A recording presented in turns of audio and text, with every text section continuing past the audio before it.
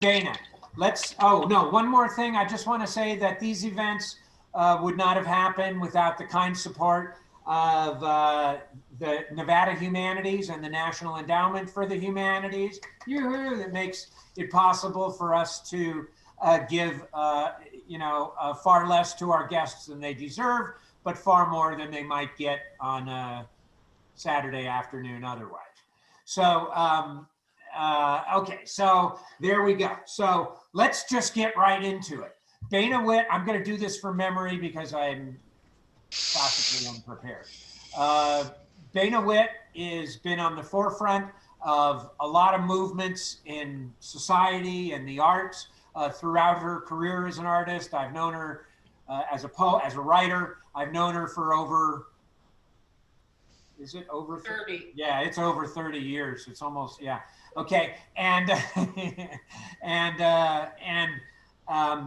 she was I'll just give you a quick bio. She was one of the first 50 employees at Apple Computer, and she maintained friendships with some very interesting people through that. She also was a rock and roll musician.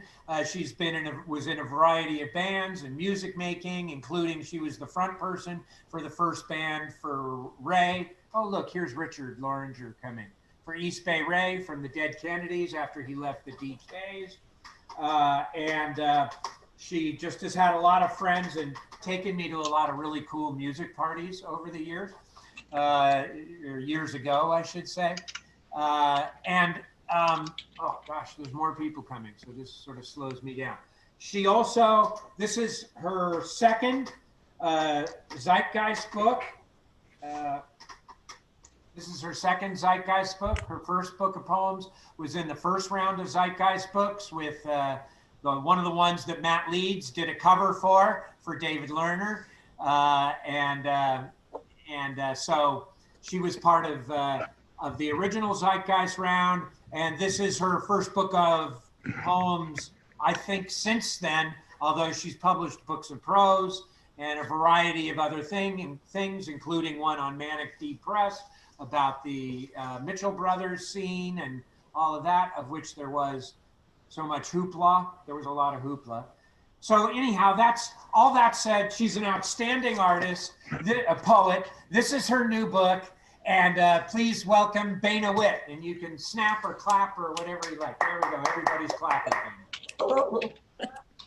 Sorry, I took too long, but. Okay, you can't get too much of Bruce. Okay, you want me to start? Yes.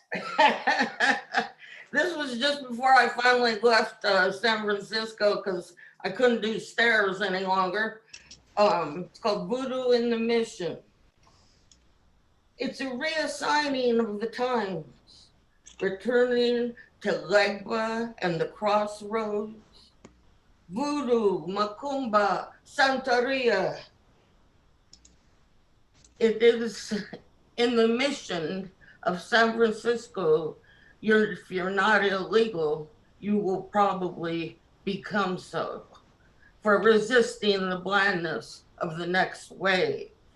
Voodoo, Macumba, in the mission, strong Latin men and old women who know too much roll up the metal fronts of their shops like mouths that have survived the ministrations of a barbershop orthodontist.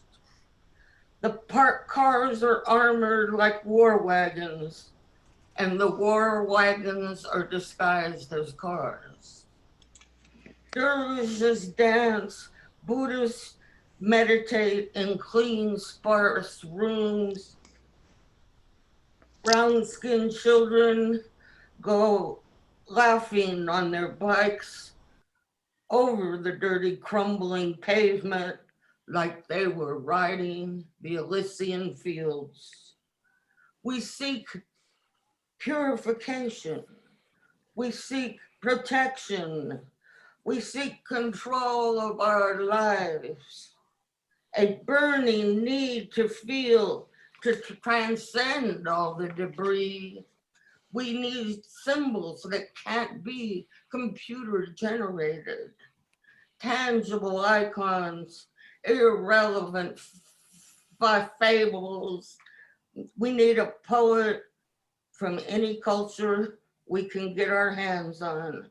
We'll get so absolutely clear, we'll be able to sing the telephone book and bring tears to your eyes. Nature is not disappearing beneath the concrete. Our own nature is not changed by sidewalks. Here are cascades of color. There is passionate belief. The landlord waiting in his shiny new car doesn't have a clue. Only powerful spirits prevail here, backed by the sound of congas on a cold afternoon. In a windowsill sits a coconut with a face made of cowrie shells. Chicken feathers blow across my feet. Even the beeper guys know. They hear only the polyphonic syncopation of life. Even suddenly, it all makes sense. Suddenly, you feel the pulse, smell the sweet, warm sweat. Somewhere, Mommy Wata suckles a baby pig.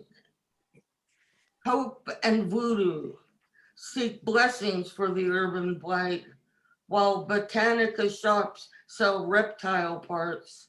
Someone smiles as they say hello. Everyone tells of mythical journeys they have made and long for their planet, while others are learning how to make this one look more like home.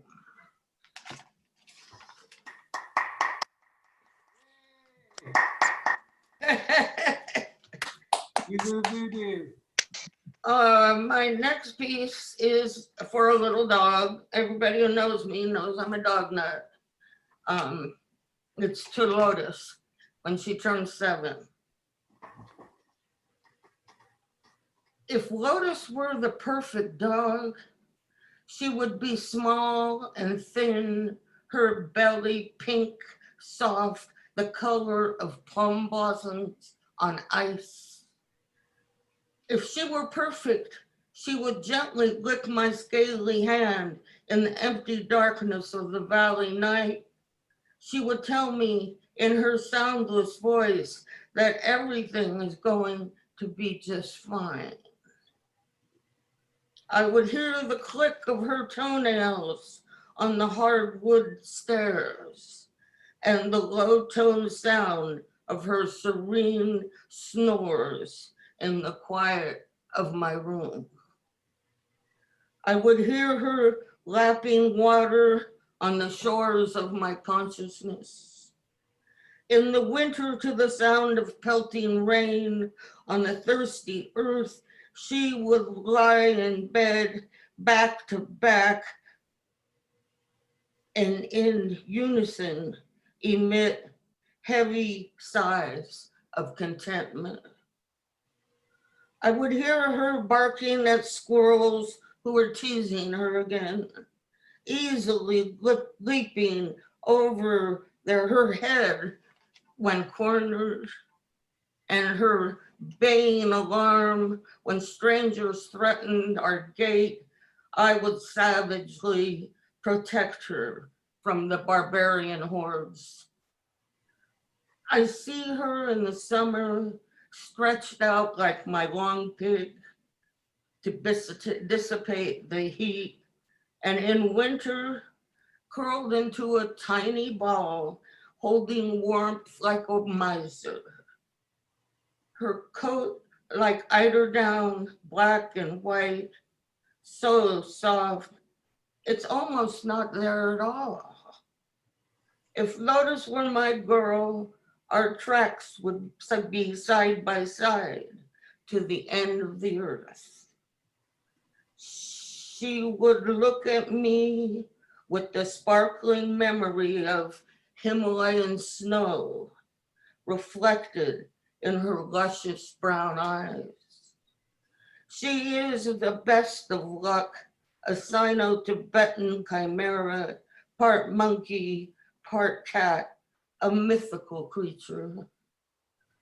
Bred for satin pillows and hunting bonbons, she is the divine lotus of the blossoms, doggess of love, the sleeve dog of dowager empresses from dynasties now fallen.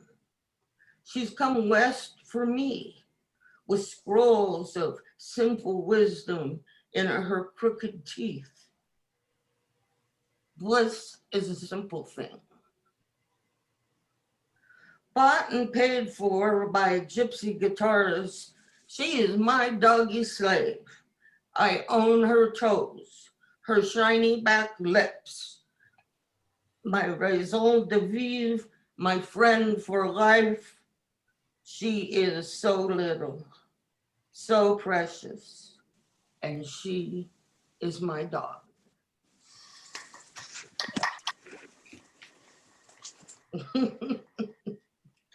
Okay, what do you want to hear next?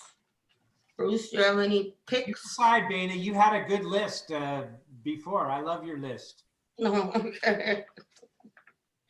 Okay, this one won me a lot of slams when I couldn't pay the PG&E bill. I could go to the local slam and get some coins. It's called I Try to Care. I believe in miracles because I believe in genius. Genius means you think too much. It means you live in an altered state. Living with genius is like living with death because genius is difficult and genius never goes away. It means absolutes have to run the whole show. It means life in a circus tent where everyone wants in, but for just a short visit because it's really too hot inside. The noise is unbearable. You will probably need earplugs if you don't want permanent brain damage. It means money problems and suicide attempts and neurotic need. The will consume you masterfully. Neurotic need, the neurotic genius, the need of a brilliant child who never had to try, who was coddled and sheltered and heralded as genius and always looked at its unscarred wrists and wondered, is it time yet? This is where it's leading. It's leading to fame or death. It's leading to fame and death. It's leading you by the nose and you wish something or someone else could lead you, but you can only kick and scream for 40 or 50 years and then you start to slow down and wonder why. Why do I have these huge muscles in my legs from kicking and screaming? And then you start to forget about your body and you quit listening to your body because it sure made some stupid decisions in the past. And then you start to give up the struggle and the handcuffs you've been wearing are getting tighter and the cuffs on Here, the... Kim. Who's there? Just keep going. Here, Kim. Listen to your body because it sure made some super decisions in the past. Then you start to realize the cuffs on your shirt are frayed and dirty, and you realize you've been forgetting to bathe, and you realize you don't go out anymore, and you realize you're alone again, and there isn't anyone you really want to see. You realize you have to stop feeling so much. You're too old for this. You're too old for this. The realizations won't stop. They keep cascading in, and you don't have the willpower to write them down anymore, and you don't have the desire to share. Remember when they used to teach you to share? And then you learn that you had way more than anyone else, no matter how much you gave away. And then people start to do things for you. But you don't want the responsibility. You don't want to owe them because you know how ugly that can get when they think you should be thankful and you haven't even decided if you want to live. I mean, it's also ugly and hopeless. And then it all comes down to money, dirty, fucking, humbling money. And I try to care. I try to care, and I try to care about money and the numbers on my bills when anything less than 100 seems small and over 1,000 is conceptual. I try to eat a lot of predatory fish. I try to care that I'm not a marketable product, that I'm not an efficient unit. I try to care about other people's problems. I try to care that somebody got married or had a baby. I try to care about the Middle East and the price of gas. I try to care that bankruptcy is supposed to be objectionable. I try to care that I trusted people who robbed me, and I have a weakness for misogynists, pornographers, and heterosexual women. I try to care that my realities are becoming increasingly incompatible with anyone else's. I try to care about mortality, static clean, and chlorinated water. I try to care about myth, politics, and halitosis. I try to think about a future like this. I try to stop before it hurts. I try to sleep before the sky gets too loud. Hey, Dana. Teleported to Las Vegas, Nevada. Yay! Well, everybody, a lot of people are muted, but they're hearing you. And by the way, one thing I forgot to say is we're recording the reading because there are not enough recordings of Bana reading. And so we're recording it. So you guys just need to know that, know that. Okay, Bana, go. Okay, this is called Anna's Bones. It's on YouTube as a poem for Anna Nicole Smith, but I like the new title better. Anna's Bones. Why do I cry for you, Anna, when so many have laughed? So many have feasted on your flesh. Anna, you let the photographers steal your flesh. We all wanted you, Anna, voluptuous barbarian pounding at our gate to entertain us. Anna, you let the photographers steal your soul and your endless hunger leach out your humanity.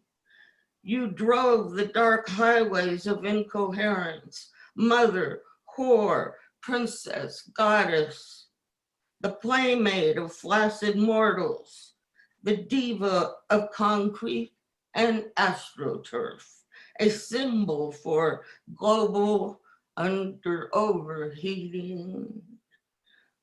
We left you a broken sexual savant in the breakdown lane. We sucked you dry, Anna. While you were smiling, I worshiped your fallibility, your untiring blondness, and your perfect teeth. We will never bury you, Anna. Your image has become impressed on the coin of the realm, and we are spending you like the nouveau riche. We are spending you, decadent angel, our white trash princess, crowned and martyred, deflowered in the wet dreams of bankrupt sleep. We will never bury you, Anna, like you could never bury your pain or your loss or disguise your true self with glamorous clothing and jewels. I will cry for you because we all believed the digitized goddess was throwing each of us her kisses, displaying her marvelous body and begging for love. Our love was sick and your hips were real. Our love was fraud and your hips, we emptied you of fire. Extinguished in our rambling, incomprehensible need, you reached through the camera. Love me, Anna. You will not be buried. You will not sink as witches do, but you will rise and be triumphant somehow, calling us to lay our heads on your massive chest and weep. You will not be buried in Texas or the Bahamas. The night will cool the hardened earth, and the minions of catastrophe will carry you off in the dark. This is America's finest hour, eating TV dinners of vapid sin in front of plasma screens, indicting lip gloss, the mascara wand of fairy godmothers, the wanton wives of global econometrics. By design, we fed on you, honey, and now we pick our teeth with your perfect bones. Beauty, destiny, death, leading you by the hound down to the funeral pyre, leading you down to the river for a baptism of fire. You will burn for us, Anna. Beauty, destiny, death. You were robbed when someone forgot to set the alarm and no one lit the front of the building with halogen prayers. You were robbed, and now it's way too late to even call the police. Okay. I think I'm out of gas here. Yeah. Hey, Charles, I didn't know who that was. Yeah. So that's about 20 minutes. Do you guys want to, I don't know, should we ask Bana questions or should we read another poem or what do you guys want? Why don't we read another poem? More is better. I'm getting addicted.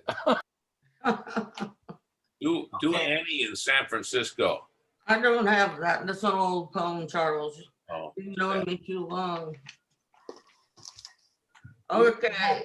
All right, this is probably the newest thing I have in here. It's called Hollow Quills. It is winter in Argentina. Storms blow ice cold across the heartland of Tierra del Fuego. Here in the relentless heat of California, there is an electrical storm raging down from the Sierras. In the darkness, lightning is brightly exploding, igniting brittle yellow field grasses. The elements are being transmogrified. These seasons so intense and profound that tectonic plates groan and slip beneath them. It is time once again for the poles of the earth to shift. The planets are in alignment tonight, behind glowing clouds that bloom white just before the pounding of thunder. We chart the heavens to illustrate the blinding design, the grand visions of a heliotropic life well lived. We chart the heavens to illustrate the blinding design. Please, pleading for our innocence, we are singing horoscopic madrigals to the goddess and appeal to the stars for leniency in our sentencing. Let me read your handed poem. This is the time for beatific changes. You will meet many scary but interesting strangers. You will have several brilliant but complicated sons. You will remain true to your most ephemeral beliefs. You will be kind and honest with your most churlish of friends. You will eat too many kumquats once again and have another sleepless night. It is winter in Argentina, but here in California, the sun is sucking us dry like old driftwood. We hold life like a tiny woodland finch. The sun is sucking us dry. Sparrows are as fragile as its hollow quills, but strong enough to consume the entire sky. White thermal updrafts cushion its heart from the harshness of the ground below. It is winter in Argentina, at the other end of the globe. Tierra del Fuego will never know your dancing feet, but it will mimic your voice in the undertones of the frozen wind. The little birds that live here in California, who bathe in the powdery dust at my garden's edge, those little gray and white finches will be perched and sleeping safely in the branches of my stout, dense lemon tree. They'll begin chirping madly, gleefully once again in the quasi-blue darkness just before the color of morning breaks through the sky. Really nice. Yay, great job, Bana. I'm beat. This is the book, you know, and yeah. Oh, you've got a copy too. This is the book. Deb Fouché, who's here and is reading in an upcoming time, edited and did a great job. And you know, art by Walter Witt on the front. And who did the collage in the back, Bana? Did you do that? Charlie the physicist, Springer, and I did the initial layout. Charlie the physicist Springer. Okay, great. So anyhow, if one of you guys wants to, you know, chime in and ask Bana a question, we maybe have time for one, and then we'll go on to the reading. So to the open reading, I should say. I mean,